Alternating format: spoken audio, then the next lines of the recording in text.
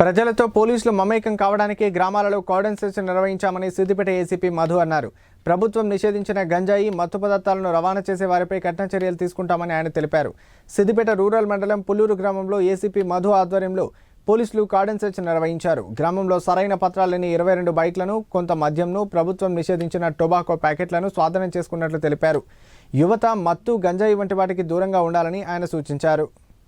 ఈరోజు community connective ప్రోగ్రాంలో భాగంగా ఒక 6 సెర్చింగ్ పార్టీలతోని, అదేవిధంగా 5 కట్ ఆఫ్ పోలీస్ పార్టీలతోని మేము ఈ పుల్లూరు గ్రామంలో ఈరోజు కమ్యూనిటీ కనెక్ట్ ప్రోగ్రాంలో భాగంగా, అంటే సమాజానికి మేము పోలీసు చేరువ అవ్వడానికి చేసే ప్రయత్నంలో ప్రక్రియలో భాగంగా మేము ఈరోజు పుల్లూరు గ్రామానికి రావడం జరిగింది.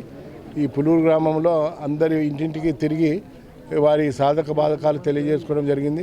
వారికి ఏమైనా కష్ట సుఖాలు ఉంటే మాతో పంచుకోవాల్సిందిగా మేము వాళ్ళను రిక్వెస్ట్ చేయడం జరిగింది.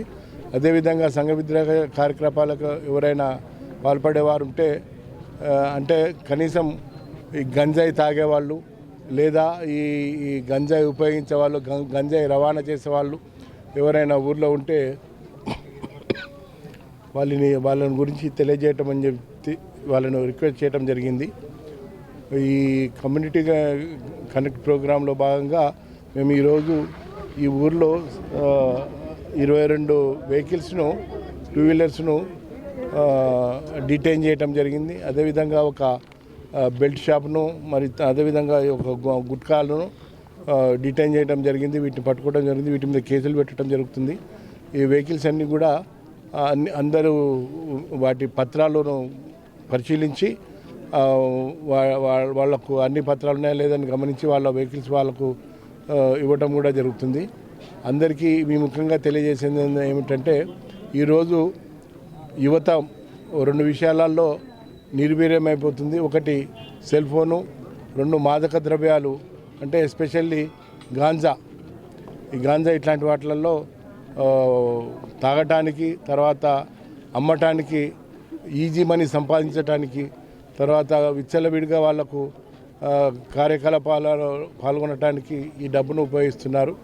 ఈ గ్రామం నుండి ఈరోజు కూడా 2ని 2 టౌన్లో అరెస్ట్ చేస్తున్నారు మాదక ద్రవ్యాలు ఉపయోగించినందుకు.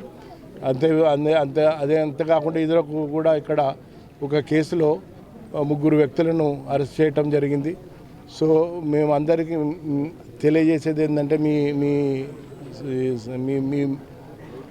మీ ద్వారా దయచేసి ఎవరు మాదక ద్రవ్యాలకు బానిసలు కావద్దు, మాదక ద్రవ్యాలు ఉపయోగించద్దు, అదేవిధంగా ఇట్లాంటి గుట్కాలు కూడా ఉపయోగించద్దు.